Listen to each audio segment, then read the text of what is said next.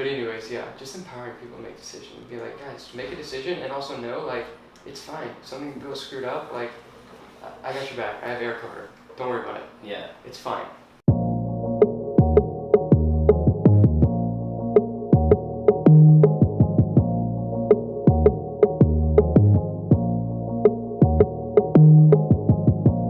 I was in the bando a long, long time. Need to get the Lambo and drive.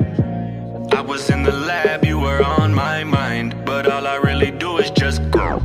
I was in the bando a long, long time. Need to get the Lambo and drive. I was in the lab, you were on my mind, but all I really do is just grind. I had to get it on my own, had to break it down in the zone. How you doing, man? Thanks for making the time. Yeah, definitely. How's it going? Going well, going well. Yeah, I appreciate you carving out the time. Kind of start to get to understand the landscape a little bit here in services land. So I met with some of the partners and I said, hey, if you guys know some trusted folks out there that wouldn't mind making a couple of minutes to help a newbie out, help them understand what's going on, that would be great. So that is how we came to be on the phone today. All right, I'll just give you the quick background on the company then, and how it all started. Yeah. So I started the company, it's been 5 years now, but to take you a step back, so like my whole life, like since I was in high school, I guess, I've been starting businesses, and then they were always leveraging technology, so like building on top of other people's platforms, so think like e-commerce, right? But like I didn't build my own custom e-commerce, right? I was selling through eBay, for example. And then I ran an events business, and I was using some technology to help me scale that. And long story short is that in college, I ran up against some limitations with using other people's platforms. And so I learned how to code so that I could essentially build whatever I wanted, right? And so then my plan was like, all right, cool.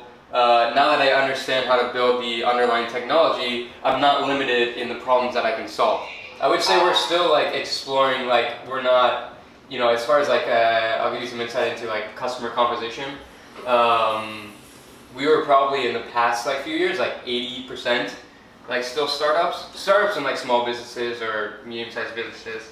And then lately we've started adding a couple larger enterprise customers, but still trying to figure out that correct like balance or even how to navigate that. Like I'm new to the, let's call it enterprise world and like how to sell into that. So I'm still personally like figuring all that out. Basically I do all sales and have since the start, which isn't, I wouldn't say that's the most scalable thing. So I'm trying to figure that out, and that's why we brought on a marketing person. Was also thinking about hiring for sales as well.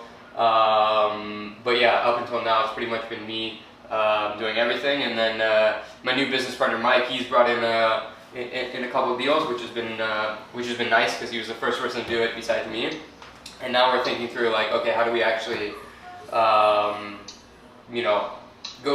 Let's take it more proactive outbound approach versus hey, make relationships and wait for things to come to you. Gotcha. Super helpful.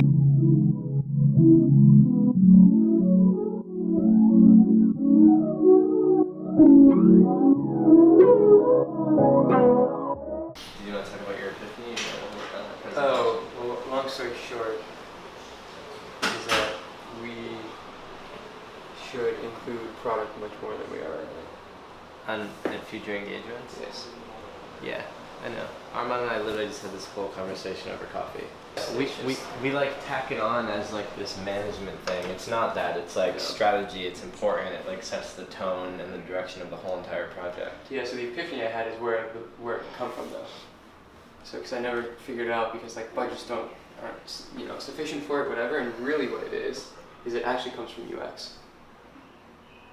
And here's why. Because actually a lot of product is shaping the actual UX. So when you think about UX design, like the product person should actually be working with the designer on the UX, because that's really what the product in UX is, right? So that's where like it could come from. It should be less like we have 5 days of design time, and then 1 day of product time, that's basically 6 days, it should be more even, where product is working with design to help shape things.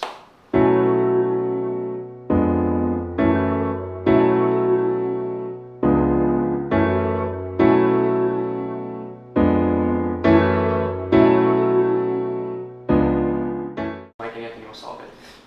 We talked about this. You heard the Walmart? Did you hear the podcast about like the Walmart thing during like Hurricane Katrina, and like why they I think it's actually it might have been Simon Sinek. Someone did a podcast on this. Basically, there's like a case study. I think it's a Harvard Business School case study that shows why Walmart was able to react quicker versus the U.S. government when it came to Hurricane Katrina. It's because they built a culture that pushed all the responsibilities to the edge. So that's the like if you have decentralization I was talking about yesterday. Yeah, so if you have to keep getting closer to the person in the middle, it's just then there's too much bureaucracy. Like look at the government. It's when you have people, when you hire people that are leaders and decision makers, and you allow them to basically make decisions. Like A, you're empowering them, and B, you can get things done a lot quicker. If every staffing thing has to come down to me, then it's like, it's just. You're the bottleneck. That's why, exactly, you and I will literally be the reason why at times, and then everyone else who's with it will literally be pushing the company down. Because no decision can be made without this person and this person and this person. But anyways, yeah, just empowering people to make decisions. Be like, guys, make a decision, and also know, like, it's fine. If something goes screwed up, like, I got your back. I have air cover. Don't worry about it. Yeah. It's fine. Maybe we just haven't put that like confidence in like, guys, it's actually okay.